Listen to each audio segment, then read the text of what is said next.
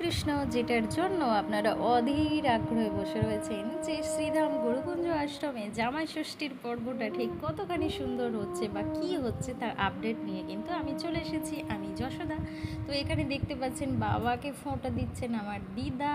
তো দিদা কিন্তু সকাল থেকেই চলে এসেছে আমার বাবাকে ফোঁটা দেওয়ার জন্য। বাবাকে অনেক ডাকার চেষ্টা করে কিন্তু বাবা আসলে যায় না। তো সেই জন্য দিদুন কিন্তু চলে আসে আমাদের আশ্রমে বাবাকে ফোঁটা দেওয়ার জন্য। তো দিদুন এখানে প্রথমে শুরু করেছে বাবাকে দিয়ে, তো বাবাকে ফোঁটার পর্ব দেওয়া চলছে। আজকে হচ্ছে জামাই বাবুদের ব্যাপার, আমাদের কোনো দামই নাই এখানে।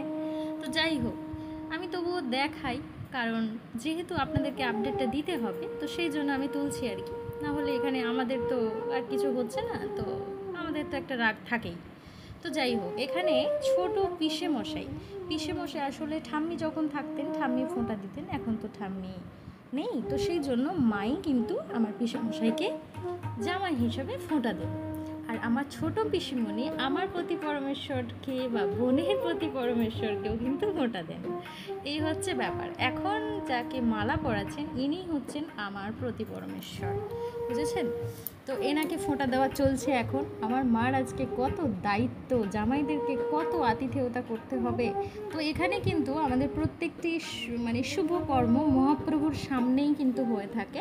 তো মহাপ্রভুর সামনেই জামাইবাবুদের ফোঁটা দেওয়া হচ্ছে। আর ওদিকে আমার বোনের এই যে পতিকে কিন্তু ফোঁটা দিচ্ছেন, মানে ছোট জামাইবাবু তো ফোঁটা দিচ্ছেন। আর এখানে এই যে কত দায়িত্ব, বুঝতে পেরেছেন? শাশুড়ি মা ফোঁটা দিচ্ছেন, শ্বশুরমশাই কীর্তন করছেন, কতটা দায়িত্ব। আর আমি বলেছিলাম আমার ছোট পিসমণি হচ্ছে আমাদের দুই জামাইবাবুকে ফোঁটা দেন। তো সেখানে দেখুন আমার ছোট পিসমণি কিন্তু ফোঁটা দিচ্ছে। আমার ছোট পিসমণি হচ্ছে আমার ছোট মায়ের মতো, এতটা পরিমাণ ভালোবাসা আমাদেরকে দিয়েছে বা ছোটোর থেকেই এতটা ভালোবাসে আমার যে ছোট পিসমণি। তো সেই জন্যই কিন্তু পিসমণি প্রত্যেকটা শুভ কাজে উপস্থিত হয়ে যায়। হরে কৃষ্ণা, হরি বল।